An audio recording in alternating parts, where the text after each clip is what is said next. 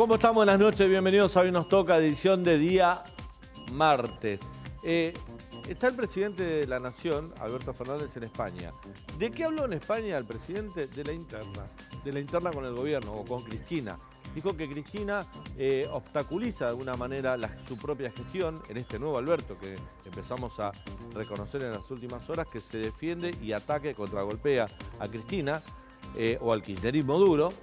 Dijo que se obstaculiza la propia gestión, que Cristina no entiende que aún estamos en pandemia o que sucedió la pandemia, y hasta llegó a deslizar que, bueno, si hay diferencias en el frente de todos, están las PASO para dirimirlas.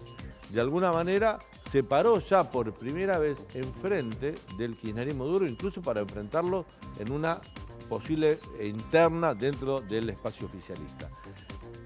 Cristina, por otra parte, no habla, pero Cristina es la presidenta en ejercicio. Desde que Alberto dejó el país, el presidente Alberto Fernández dejó el país, quien asumió la presidencia de la Nación, por orden institucional, es Cristina Fernández de Kirchner. Y quiero recordar esto, que Cristina es la presidenta en estos momentos, porque el viernes pasado, en el Chaco, lo analizamos acá con Leandro, Cristina habló como una analista política, como una periodista, como una observadora de la realidad.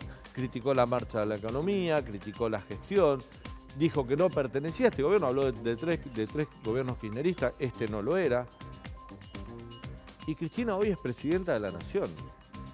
Entonces es muy difícil comprender la mirada que tienen al analizar esta interna, ¿no? La mirada, cómo aborda Cristina o cómo aborda Alberto esta pelea entre ni más ni menos que el presidente y la vicepresidenta de la Nación, que decidieron ir a una contienda electoral en 2019, derrotaron al macrismo, legítimamente se hicieron del gobierno y hoy están distanciados, están peleados. Pero lo que digo que estamos mal y quizás abusamos mucho, los periodistas, los analistas políticos, la gente también, que a lo mejor estamos cometiendo un error en perder demasiado tiempo en analizar las peleas, las diferencias, que puede haberla en todo gobierno, entre Alberto y Cristina, y nos olvidamos que Alberto y Cristina son parte del mismo gobierno. Y que este 6% de inflación, que seguramente vamos a conocer esta semana, cuando el INDEC dicen que el gobierno hablan de un número muy alto, nuevamente cerca del 6%, de esta inflación acumulada en el primer cuatrimestre que va a estar cerca de los 25 puntos, de esta inflación proyectada de 70 puntos para el año 2022, de esta difícil situación económica donde la microeconomía, porque Martín Guzmán habla mucho de la macro, pero la micro duele porque no alcanza el bolsillo, porque los jubilados no pueden seguir el ritmo inflacionario y cada vez tienen peor poder adquisitivo, donde la mitad de la gente es pobre, donde más de 6 de cada 10 chicos son pobres. Esto no tiene, o sea, tiene varios responsables. Y tiene responsables dentro del gobierno, que ya lleva más de 2 años en el gobierno, y los responsables no son o Alberto o Cristina, son Alberto y Cristina. Son los dos. Si entre ellos se miran como no haciéndose cargo uno del otro, y si Cristina sigue hablando del gobierno como si no perteneciera a él, y hoy es presidenta de la Nación, algo mal estamos leyendo nosotros y algo mal están haciendo ellos. De esto vamos a hablar a lo largo del programa. Además va a estar el diputado nacional Waldo Wolf con nosotros para charlar. Leandro tiene mucha información porque también hay mucho ruido en la alianza opositora Juntos por el Cambio, porque hoy Patricia Bullrich y Horacio Rodríguez Larreta hablaron en un evento, fueron entrevistados y dijeron cosas bastante distintas. Bueno, mucho por ofrecerte. Quédate hasta las 22 aquí en el canal de la ciudad con esto que es Hoy Nos Toca. El presidente Fernández manifestó la vocación que tiene nuestro país de poder ser un proveedor estable y seguro de alimentos y de energía en este momento de tanta incertidumbre. El presidente Sánchez se manifestó también a favor de esto. Y algo que en Argentina ha sido muy difícil construir, pero que debemos construir y que hoy en día forma parte del foco de las acciones de gobierno, es un sentido común. Un sentido común en la Argentina sobre qué cosas funcionan, qué cosas no funcionan. Un plan que tiene que constar, primero, lo digo en términos secuenciales, no en términos de prioridades, pero que tiene que empezar con estabilizar la Argentina. No hay manera que un país crezca con este nivel de inflación. No hay manera que un país crezca con la mitad de la inflación que tenemos hoy. Hay que hacer un cambio de sistema muy fuerte, de un modelo patrimonialista, populista, a un modelo competitivo, productivo, que tenga reglas claras. Me parece que cada partido de la coalición tiene que solidificar su postura, su identidad propia. Eso es lo que hace más fuerte a cada partido y más fuerte a la coalición. Bien, diferencias políticas hay en la oposición, hay en la alianza opositora, Juntos por el Cambio, por supuesto en el oficialismo. En el oficialismo duelen más porque tienen que gobernar el país, entonces el costo es mayor para todos nosotros porque dedican más tiempo a la interna que a la gestión. Pero en Juntos por el Cambio también empiezan a haber ruido y hay cuñas que se meten, como fue la posible incorporación o no de Javier Milei. Y hoy en un evento importante que después Leandro lo va a desarrollar, hablaron Horacio Rodríguez Larreta y Patricia Bullrich. No solo mostraron diferencias de cómo encarar el futuro, diferencias que, bueno, podrán ser debatibles o no, sino que llama la atención que los dos pertenecen al mismo espacio político, los dos son del PRO, tanto Patricia Bullrich como Horacio Rodríguez Larreta. Bueno, de esto vamos a hablar con el siguiente invitado. Se trata de Waldo Wolf, que es diputado nacional por Juntos por el Cambio. Fue arquero de Ituzaingó, Atlanta, Deportivo Italiano y Maccabi. Autor del libro Asesinaron al fiscal Nisman, yo fui testigo. Y además fue vicepresidente de la DAIA. Waldo, ¿cómo te va? Buenas noches, gracias por atendernos. ¿Qué tal, Daniel? Buenas noches. Gracias por tu presentación. Algunas de las cosas que hice, tengo algunas más, pero gracias. Recordando tu pasado como deportista. Tu hijo es arquero también. No, me encanta, sí, mi hijo también es arquero profesional. Me encanta. No, sé que no es tu caso, sabes cuando te respeto, pero a veces me río porque algunos medios me ponen ex arquero como si eso fuera un demérito. Yo, claro, además, sí. tengo una carrera universitaria, una carrera de posgrado y 2 carreras terciarias, hablo 4 idiomas, y te diría que de todos mis ámbitos formativos, que todos son importantes, tal vez del que más aprendí es la escuela del deporte, y ni que hablar del arco, ¿no? Esos 7.32 por 2.44 en el que estás ahí solo y tenés que estar tranquilo cuando los demás se agarran la cabeza. Así que sí, fui arquero. Como decía el Loco Gatti una vez en un programa de Mirta Legrand, le preguntaron, le dijeron ex arquero, dijo, no, yo sigo siendo arquero, nadie me contrata, también es mi caso, ya estoy viejo, pero arquero sigo siendo. Vos sabés que los tragos fuertes mejor pasarlos rápidos, ¿no? Sé que no te gusta hablar mucho de este tema, pero me la dejaste picando y tengo que preguntarte, periodista al fin. Javier Milei también fue arquero de Chacarita y dice que también la formación deportiva, ir a buscarla al arco cada vez que te hacen un gol, te frustra, pero a la vez te da ánimo para volver a intentarlo de vuelta y habla como esa escuela de formación deportiva justamente en el arco como algo importante en su vida. ¿Es la única coincidencia que tenés con él? Pero no me molesta hablarlo, ¿eh? No es un trago amargo. No, coincidimos en algunas de las ideas de la libertad y del liberalismo son universales. Después algunos pasan un liberalómetro a ver quién es más liberal que otro y por ahí tenemos muchas coincidencias en muchos de los valores, pero no es el caso del solo. También la tengo con López Murphy, también la tengo con Spert. Digo, el liberalismo es universal y es centenario y también muchos creen que llegó ahora. Yo me acuerdo en el año, era un chico, yo soy del 68, pero me acuerdo, no quiero mentir el año, pero 85, 86, verlo al Albamonte entrando en la cancha de River en un elefante. Mi padre era un hombre radical al principio, después fue en un tiempo también de la UCD, así que sí, tengo coincidencias con los valores y además tengo una relación, lo conozco a Javier, lo conocí mucho en las épocas que todavía no hacía política y tengo afecto por él y hablo con él, sí.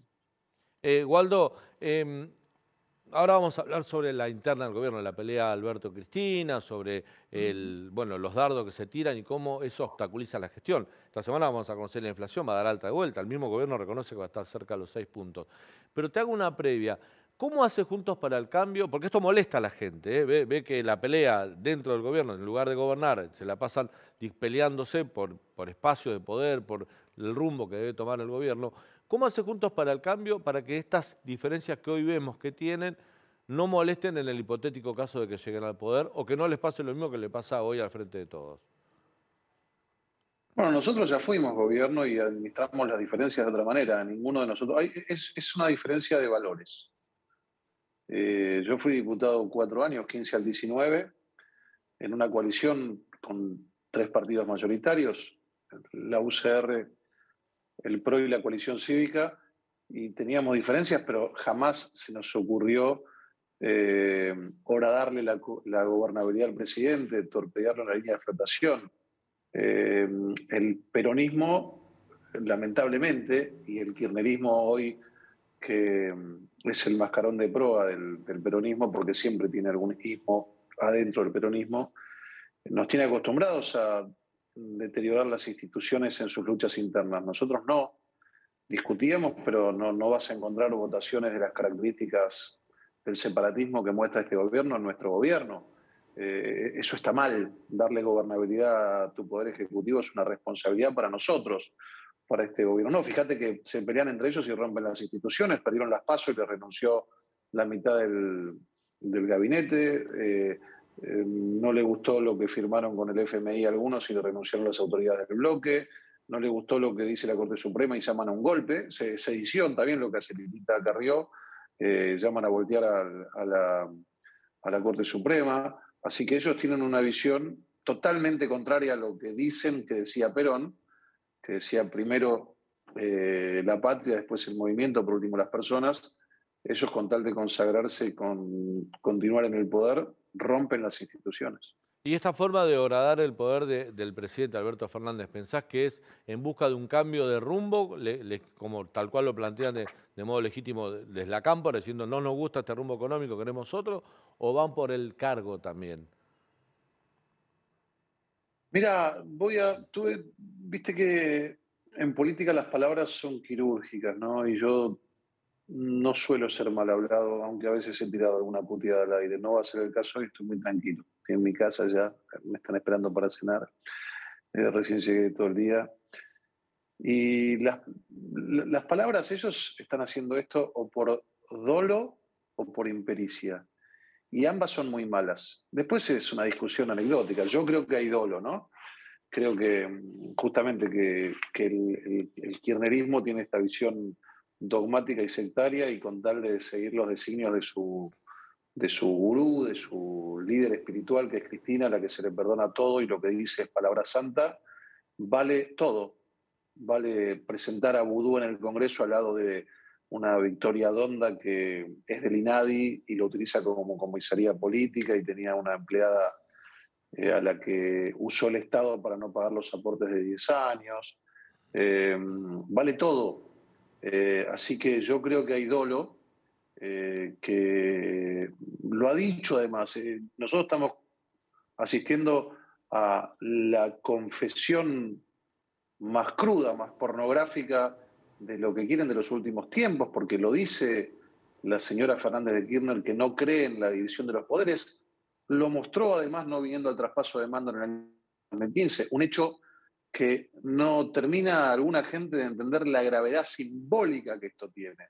Es de una degradación al sistema como pocas veces se vio. Yo en el año 2010, estuve en el 2015, cuando tuvimos que crear una ley ómnibus por 12 horas para que el senador entonces Pinedo sea presidente por un rato, porque la Argentina quedaba acéfala. Y sin embargo, en el 19 estuve en el traspaso de mando cuando el presidente Macri saliente se la daba al presidente Fernández entrante, y es lo que corresponde que esté.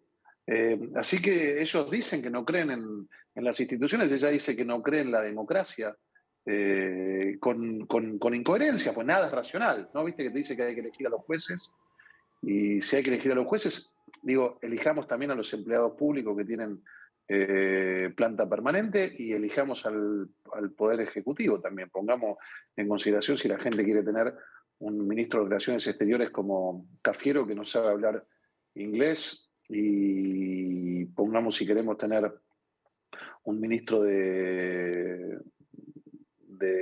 Defensa que no se presenta a defender los intereses de la soberanía nacional entregándole tierra sin apelar a los pseudo mapuches que maneja Odarda. Bueno, puedo seguir hasta mañana, sabes que soy un tipo con mucha rosca y comprensión de la política, sé mucho lo que está pasando, así que hay dolo, ellos no creen en la democracia y no creen en la alternancia. Su ejemplo suele ser Infran, 25 años en el poder, 70% de la población empleados públicos, clientelizada. Ese es el ejemplo. Segundo, en mortalidad infantil y primero en mortalidad materno-infantil entre las 24 distritos. Así que hay dolo y no creen en la democracia. Mi compañero Leandro Dario tiene pregunta para vos. Wolf, a veces las coaliciones mayoritarias, tanto el Frente de Todos como Juntos por el Cambio, discuten la interna mientras el electorado intenta llegar a fin de mes.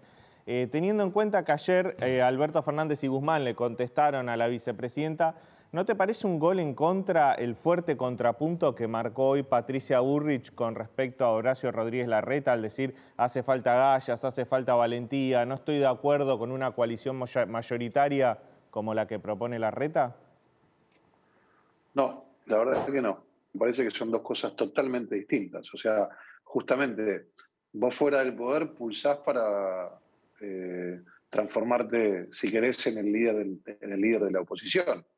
Y en ese sentido, al revés. Mira, te voy a decir algo que lo podés cortar y pasar. Yo soy una frase que le dijo Balbina a Perón: el que gana gobierna y el que pierde acompaña, ¿no?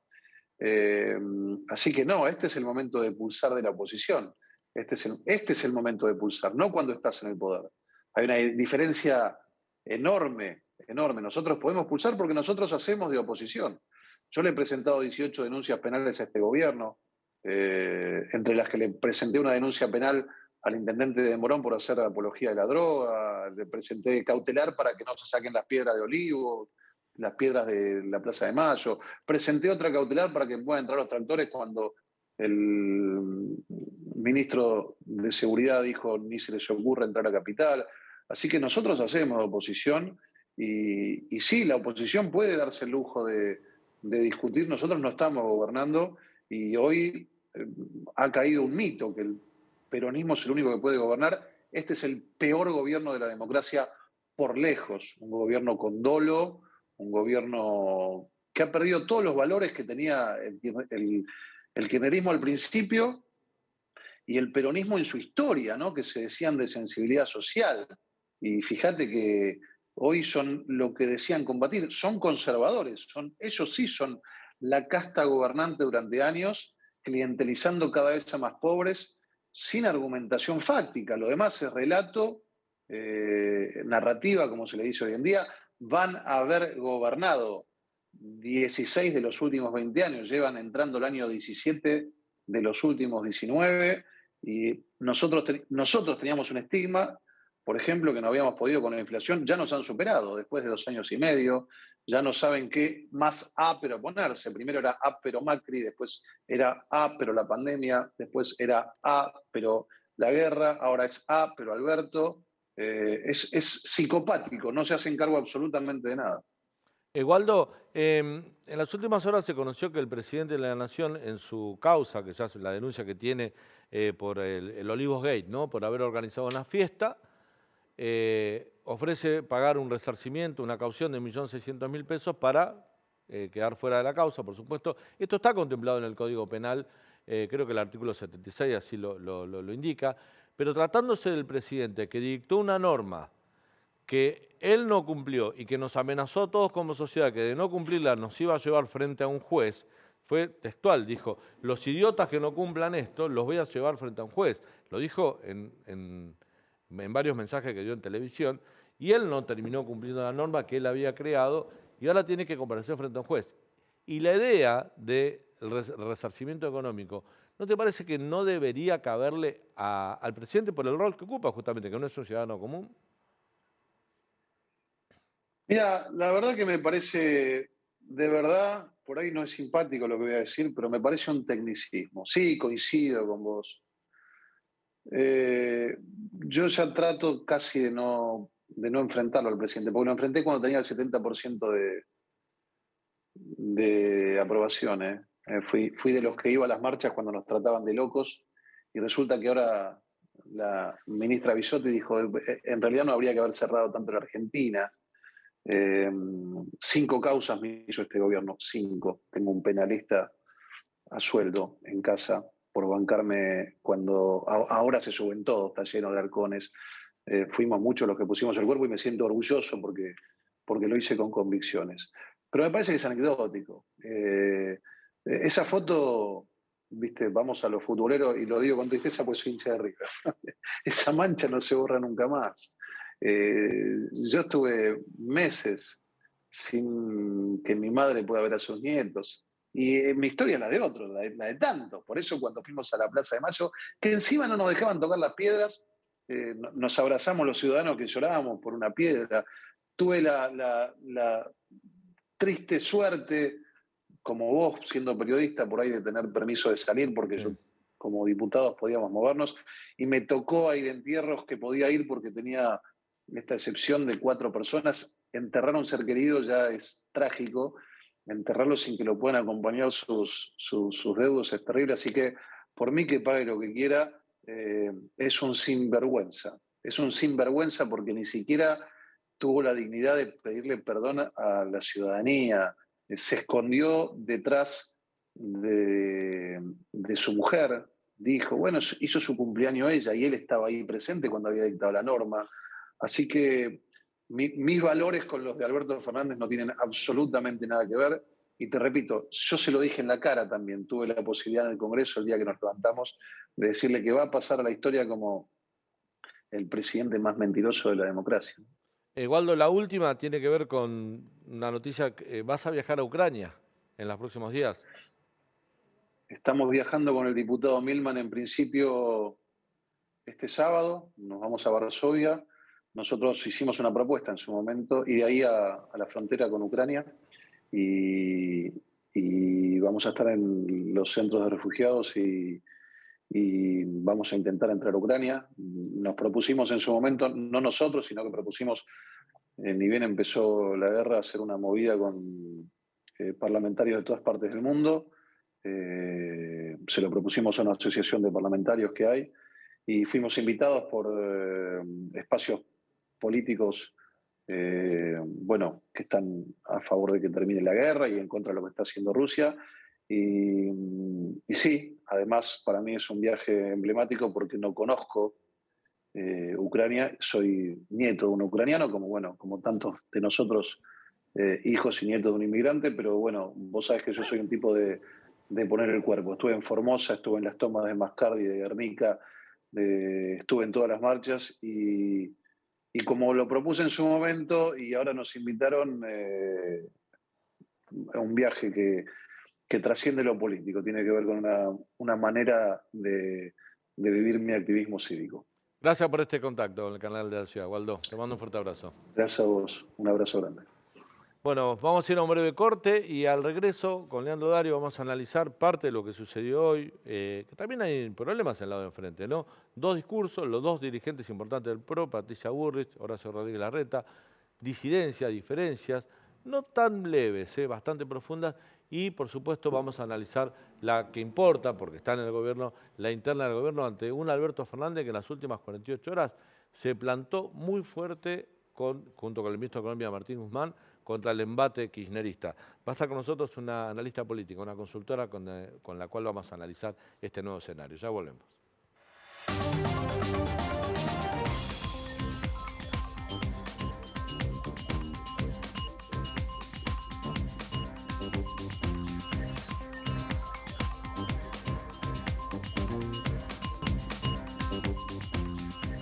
Bueno, desde ayer parece que el albertismo, el propio Alberto Fernández, empezó a defenderse de los embates del kirchnerismo. Yo creo que hay una frase, Leandro, que fue fuerte hoy en España cuando dijo que Cristina no entendía que había pandemia o que hubo pandemia, que Cristina obstaculizaba, no la nombró, pero dio a entender que obstaculizaba la gestión. Esto lo dijo desde España el presidente Alberto Fernández. Y dijo, bueno, las diferencias están las PASO para dirimirlas. Esto fue me parece algo muy audaz y no es el Alberto que conocíamos, ¿no? Sí, a mí me pareció muy interesante, después sí que te cuento bien lo que pasó hoy en AmCham, pero que los ministros del Gobierno Nacional que estuvieron hoy en AmCham fueron muy medidos en el tema de la relación entre Cristina y Alberto Fernández, muy medidos. Y él desde España da una entrevista y él es el que da la definición. Eso Claro, me pareció interesante. Por eso es fuerte. Bueno, este escenario político lo vamos a analizar con la siguiente invitada. Se trata de Marina Acosta, que es doctora en Ciencias Sociales, es directora de comunicación de la consultora Analogías, investigadora del Instituto de Estudios de América Latina y el Caribe y es magíster en comunicación por la Universidad Iberoamericana de la Ciudad de México. Marina, bienvenida. Gracias ¿Qué tal? por estar. Buenas noches. Un gusto tenerte en el programa. Igualmente. Nunca habías venido, ¿no? Nunca había venido, la primera vez. Bueno, ¿hay un Alberto nuevo? Desde ayer, por lo menos. Bueno, a ver, yo contextualizaría esto para dar un marco de mayor explicación, ¿no? A ver, lo primero que tenemos que saber es que las tensiones dentro de las coaliciones y de las coaliciones de gobierno, digamos, son naturales, ¿no? No nos tendría que llamar la atención, ¿no?, que distintos espacios que conviven dentro de una coalición, digamos, tengan tensiones. Entonces, yo destacaría primero eso. Luego, me parece que lo que hay que destacar en toda esta cuestión es que lo que están viviendo las coaliciones del sistema político argentino tiene que ver fundamentalmente con un problema de representación política, ¿no? El año pasado, en las PASO, el gobierno perdió casi más de 4 millones de votos, Sí, es claro. decir, 37%, ¿no?, de votos entre una elección y la otra.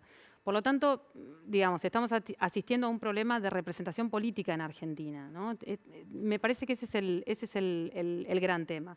Luego, claro, las tensiones dentro de la propia coalición de gobierno, para nosotros que formamos parte del segmento hiperinformado de la opinión pública, digamos, son más trascendentales. Ahora, a mí me parece que el común de la población no está interesada realmente en las internas que en estos momentos tiene el gobierno, ¿no? Porque la principal preocupación que hay en estos momentos... La inflación, la Exactamente, economía, el exactamente. futuro, claro. Y la opinión pública, la ciudadanía siempre es pragmática, ¿no? ¿Qué quiere decir que es pragmática? Pero Que- no relaciona que esa interna es un impedimento para conseguir esas mejoras que son los problemas que le interesan. No, digamos, nosotros no lo vemos en nuestros estudios, ¿no? Ujú. Digo, para nosotros que somos el segmento hiperinformado... Para nosotros sí. Para nosotros sí, Sí. claro, porque permanentemente estamos analizando estas cuestiones. Sí. Ahora, la gente, el ciudadano de a pie, como comúnmente se dice, digamos, está preocupado por otras cosas, ¿no?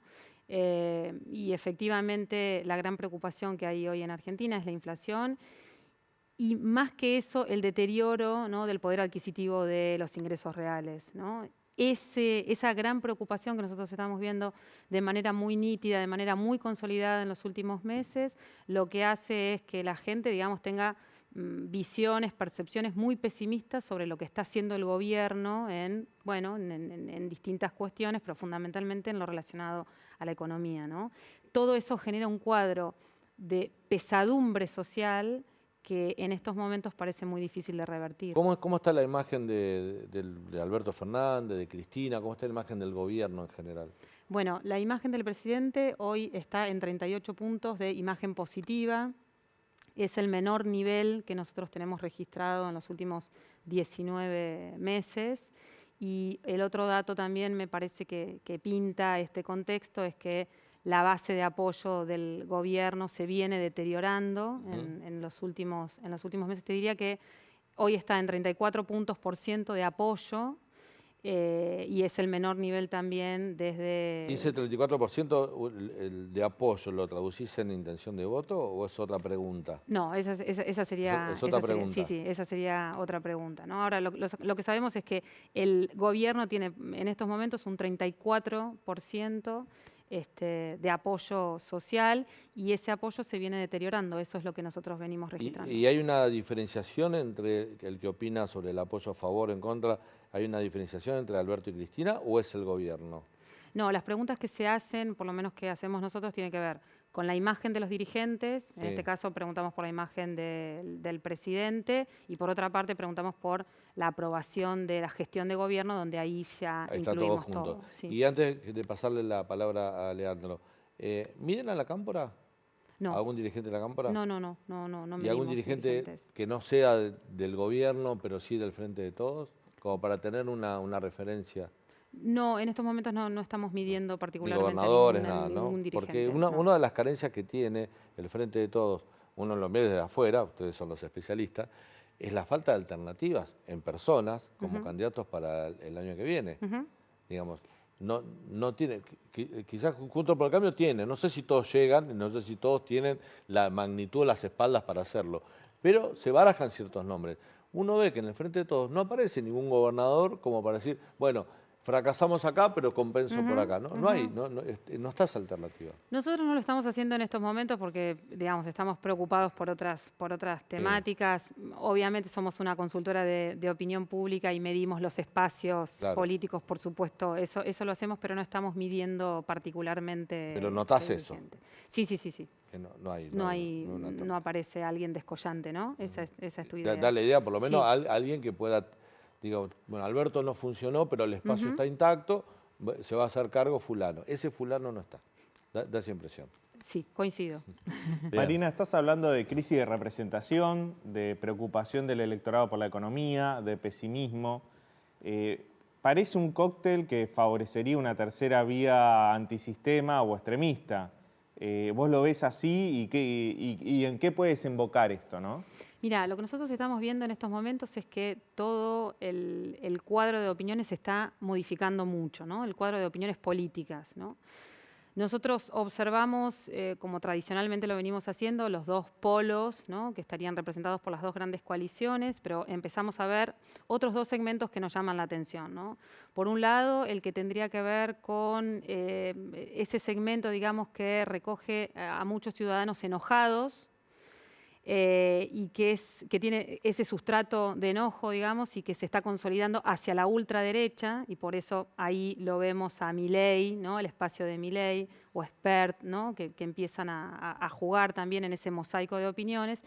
Y otro segmento que para nosotros es el segmento que algunos analistas políticos lo denominan el segmento el apático políticamente, que son aquellos ciudadanos que no quieren expresarse públicamente sobre política, y para nosotros ahora es un enigma, ¿no? Porque no sabemos bien cuáles van a ser los movimientos de este último segmento.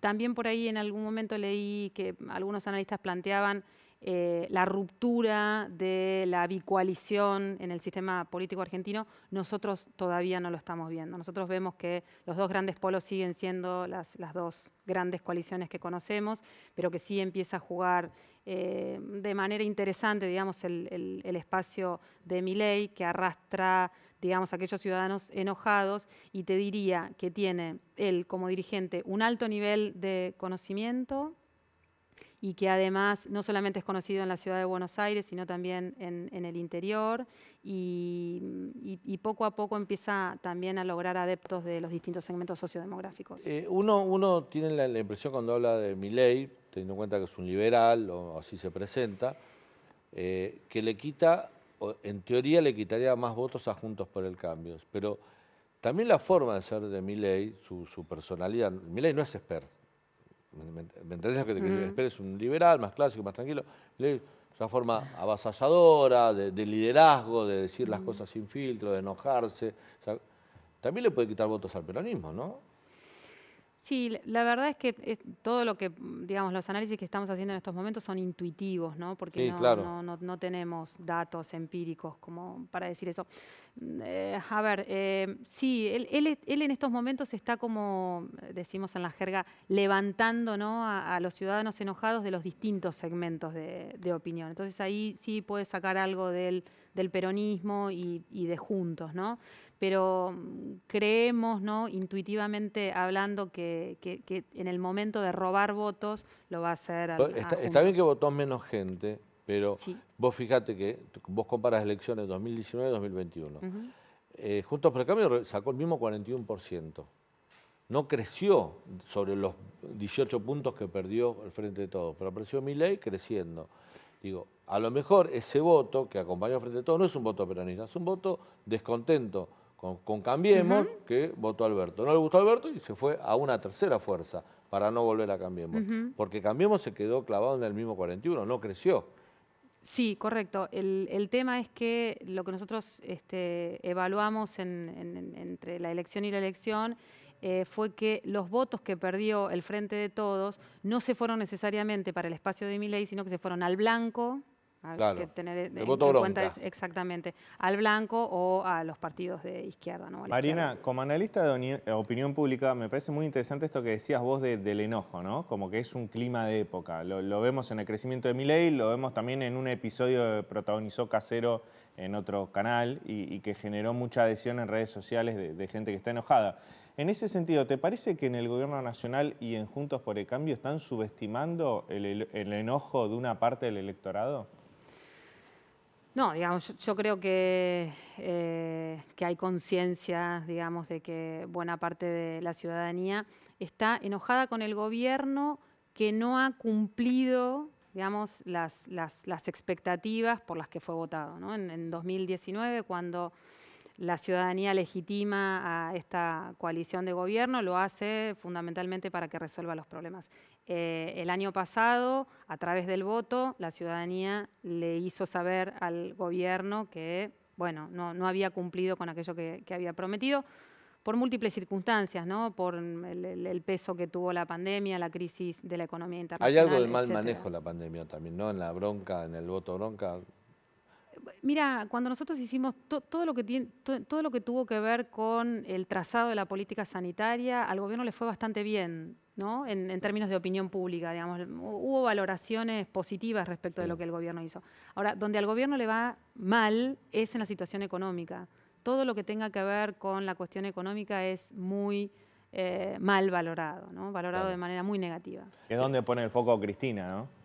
Exactamente, sí, porque lo que, digamos, desde lo que se dice desde su espacio es que su base de representación ha sido muy golpeada por la crisis económica y exige, digamos, medidas más contundentes frente a los poderes fácticos, ¿no? Esa sería la explicación que ella da. Marina, recién Leandro te hacía una pregunta muy interesante sobre cómo uno está palpando la ira, la bronca a la gente, que hay sectores, son en general sectores, porque uno dice sectores medios, sectores informados, pero por otro lado también los acampes piqueteros también están creciendo, eso tiene que ver con la economía del bolsillo que no rinde. Ahora, yo me pongo en lugar de un dirigente político, ¿no? Tanto de Juntos por el Cambio o del oficialismo, y digo, ¿cómo represento a esa gente? ¿Interpretando esa bronca teniendo un discurso salvaje? ¿O también tengo la responsabilidad de dirigir como dirigente, de tratar de buscar salida, diálogo, para no entrar en una crisis de representatividad que termine con que se vayan todos como el 2002? También a eso, los políticos también tienen que empezarse, porque es fácil, digo, si grita la gente, si Casero golpeó la mesa y se fue enojado, y eso representa a un montón de gente, yo no sé si sirve que los políticos hagan el mismo gesto. Más allá que me parece genuino lo que hizo Casero, no creo que los políticos deban imitar ese gesto. Creo que deberían guiar a la gente con la alternativa, ¿no? Sí, definitivamente. Yo te iba a decir eso, Daniel. Yo diferenciaría también esta situación del contexto de 2001, ¿no? Porque por ahí algunos análisis también tienden a caer en ese tipo de análisis. Hay un momento, hay una conflictividad política, hay una conflictividad social, digamos, claramente latente. Lo que no vemos es un contexto del que se vayan todos, ¿no? Ahora, la ciudadanía está exigiendo al gobierno y a la oposición también, ¿no? Y en esto, digamos, ahí entra lo que vos estás diciendo, ¿no? El llamado de atención de la ciudadanía en estos momentos es hacia el gobierno, por supuesto, que tiene una responsabilidad mucho mayor porque es el que fija, en este caso, la política económica, ¿no? Pero también a la oposición en el sentido de, bueno, quiero una alternativa, ¿no? Frente a esto que el gobierno no me puede dar. Bueno, vamos a un breve corte. Marina, muchas gracias por venir al programa. Muy claro tu análisis. Te despido yo por un problemita técnico con el micrófono de Daniel. Enseguida lo arreglamos. Pero bueno, vamos a un breve corte y cuando volvemos te contamos todo lo que pasó hoy en AmCham. Empresarios, políticos, dirigentes, cortocircuitos en la oposición. ¿Quién fue la más aplaudida? En cuanto venimos en un ratito y ya te lo contamos.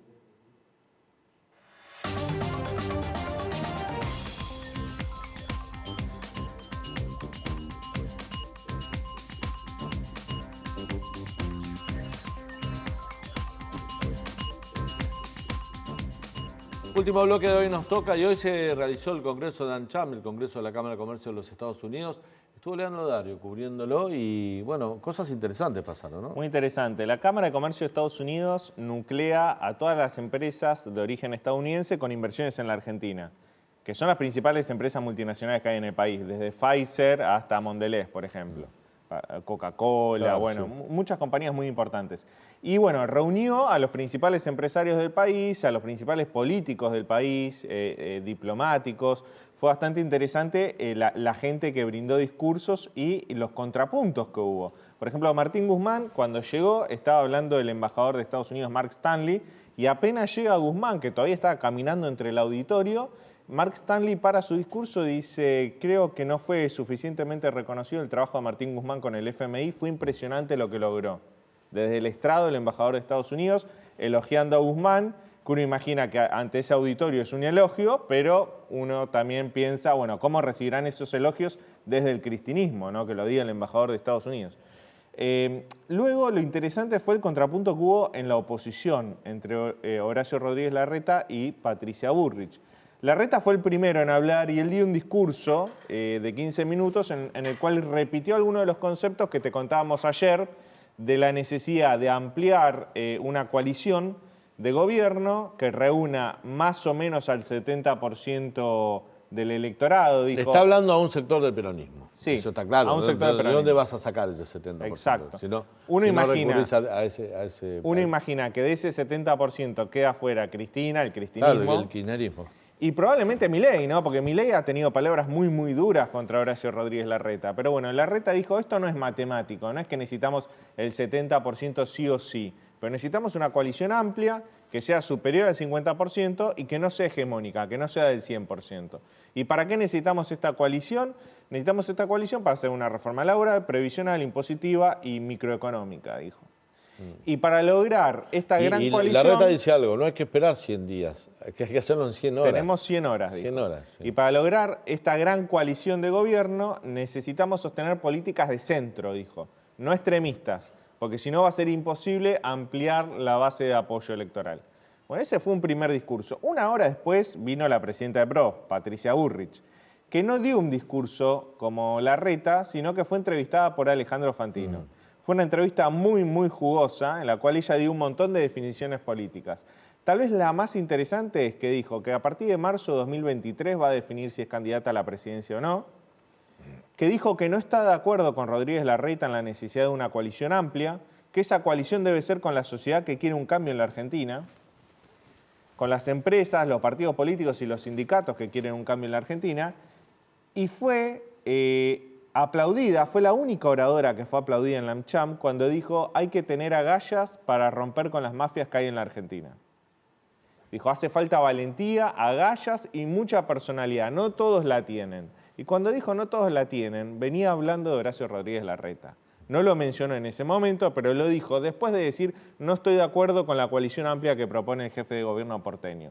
Con lo cual fue durísima, se abrió de vuelta la interna dentro de Juntos por el Cambio del PRO, quedó muy expuesto esa interna, generó mucho ruido en la AmCham, nadie esperaba definiciones en ese sentido, hasta el propio Fantino se sorprendió, él la fue a buscar esas definiciones, pero se sorprendió.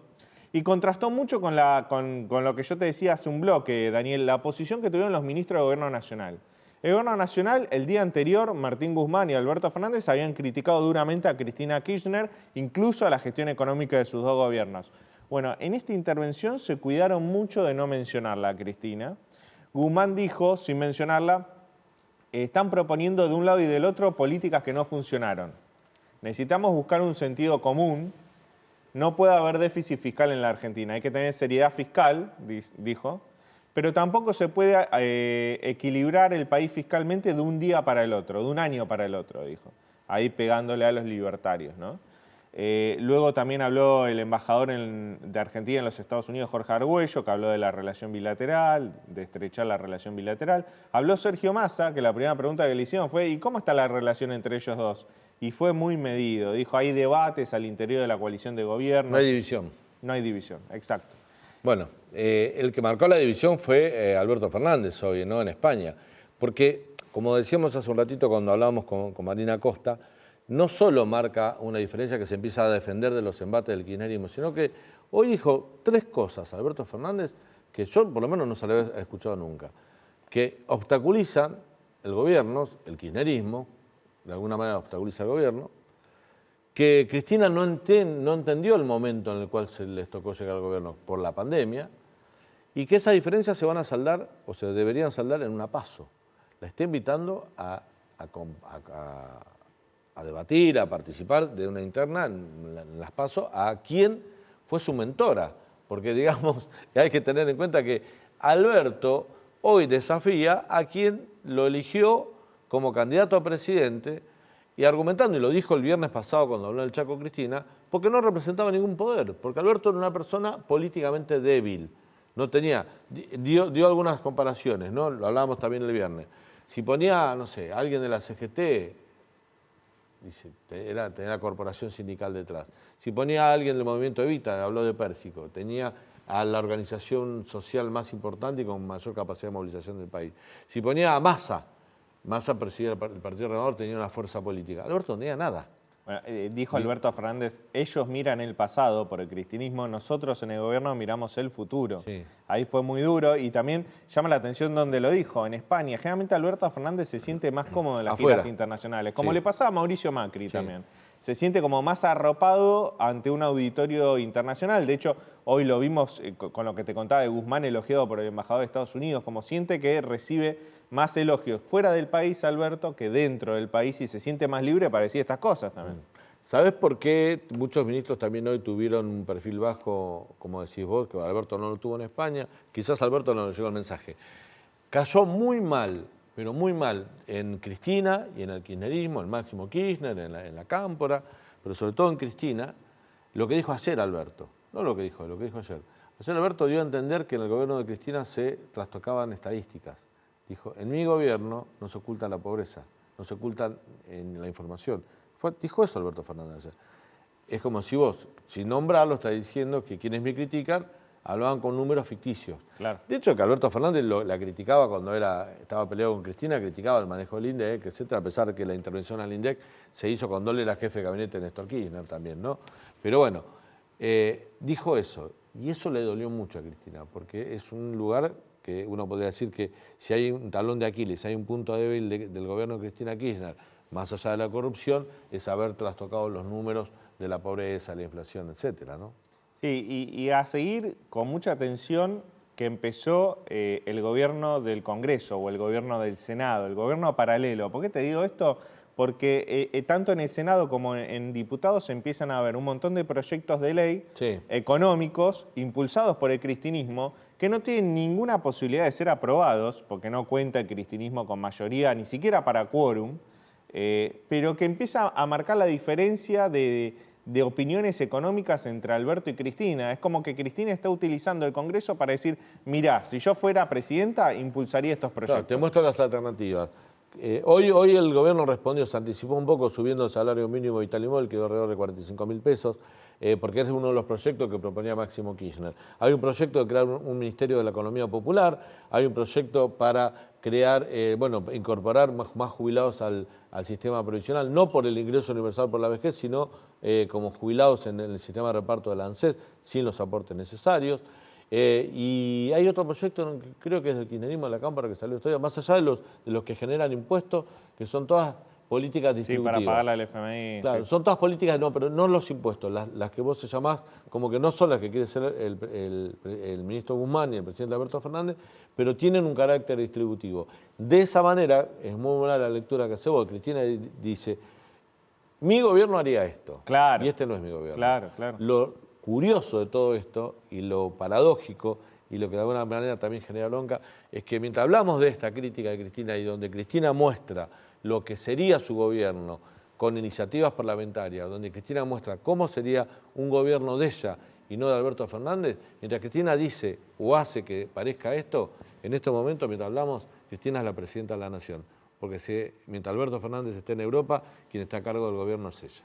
Bueno, nos estamos yendo. Leandro. Hasta mañana. Mañana a 21 horas, como siempre, aquí en el canal de la ciudad, te esperamos para contarte lo que sucede en Argentina y en el mundo. Gracias por habernos acompañado. Hasta mañana.